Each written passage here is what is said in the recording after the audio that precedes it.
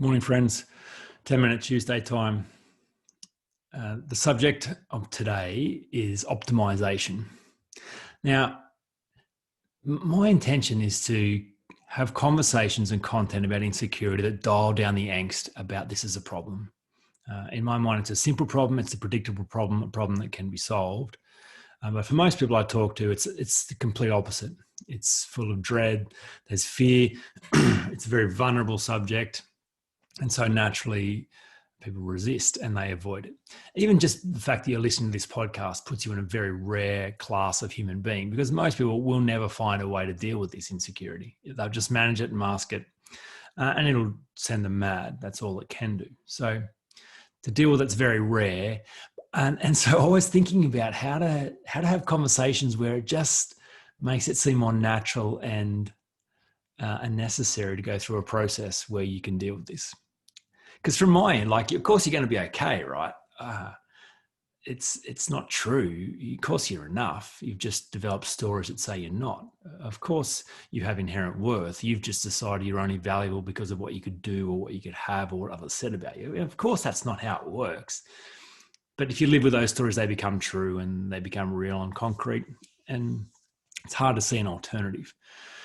So if you've heard me talk about the less to more transaction before, then that's kind of what optimization is about. If you haven't heard that, it's one of the podcast episodes. I can't quite recall the number. Make sure you get the podcast index off Cat or I, and that gives you a list of all the topics and helps you find them for easy reference. But the less to more transaction is the idea that until change genuinely feels like you're getting a better deal, there'll be internal resistance and it's unsustainable. Then your whole way of driving changes through self-discipline, and that's a limited resource. You'll get tired and then revert back to where you were. Because if ever your change feels like a more to less, i.e. you've got a good deal now, but it's time, the party's over. It's time to stop what you're doing, to be better, to try harder, to just, come on, just grow up. So you got to do something hard that you don't want to do. Well, that's not how lasting change ever happens. We are actually motivated towards improvement. We're motivated towards something that's better, that works in a more efficient way. And so if you can understand that solving insecurity opens your life for a better experience, it's actually a key part of optimizing your human experience, then you kind of get a sense that this is a natural process and one that you're drawn into because you realize that there are only advantages for solving this. The aim is to be fully human. Most people will never really know what it means to be a human being. They'll live shut down lives where they keep getting smaller and smaller, moving towards more animal-like tendencies where they are just motivated by instinct and pure response to stimulus without the ability to think and be external and process and exercise choice. So driven by ego and the need to prove and defend that there's not a lot of humanity happening at all. So, midlife, the chance to optimize by overcoming insecurity. It's hard to optimize in your 20s around insecurity because it's still probably working in many ways. It's still driving performance and helping you discover who you are and what you're capable of. But, into your 30s now, that energy is becoming toxic. It's now costing you more than it's giving you. So the optimization opportunity is to say, okay, fantastic. Now's the time. Now's the time to go and review my opinions, confront my fears, understand who I really am and what I'm capable of. So that creates a sense of fun, a sense of enjoyment, because optimization is fun. I think about all the things I've optimized in my life in the last 10 years. And each one of them, I just think, wow, they just give me a better experience as a human being. I've recently optimized my deodorant. I used to have Rexona. I imagined that the technology around having aluminium in there was actually the only thing that would stop me perspiring and smelling. It turns out, whether it's just my body type or my skin or whatever, that's not true. That the aluminium was clogging my pores and creating more of a smell and probably more perspiration.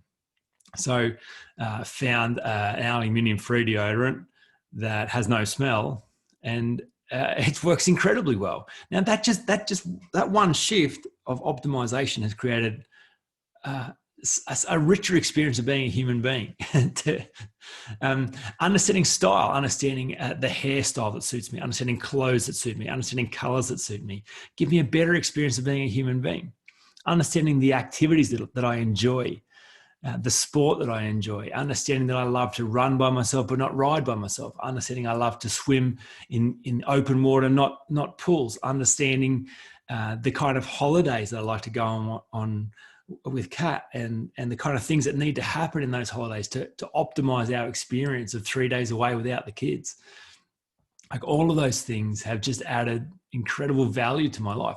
And optimizing sleep, realizing that having a fan right beside my bed, having a cricket ball I can smell that just instantly anchors me to an activity that I enjoy, where my mind is focused on something very simple and very repetitive, and I'm out of my head thinking about solving the big world problems. That optimization has added so much value to my life. Understanding how to meditate, optimizing the fact that there are so many different ways to meditate, so many different thoughts about it. Finding Sam Harris's 10-minute morning meditation was an optimization experience. It's like, oh, this works for me. Optimizing the way that I read books, having a chair that I have and a book beside that I read nonfiction, and having fiction beside my bed. Optimizing the experience of reading has added so much value to my life. So it's all fun. It's all less to more. It's all getting better. It's all increasing the value and wonder and joy of being alive. Isn't that the aim? Isn't that what this is all about? Our need for growth. If we don't find expression for growth in growth in consciousness, in growth in understanding ourselves, in growth in our capacity to contribute, then the only other way we will grow is we'll get bigger physically. Like, we'll literally grow the size of our body.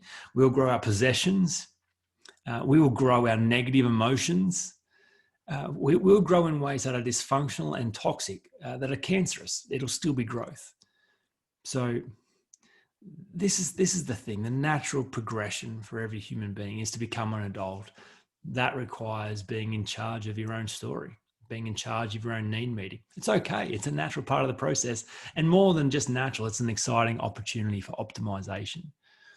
I hope that framework, that language just dials down the angst for you and helps you buy into this idea of how important and exciting this opportunity is in this point in time in your life to understand the framework for how the storytelling piece gets optimized for you.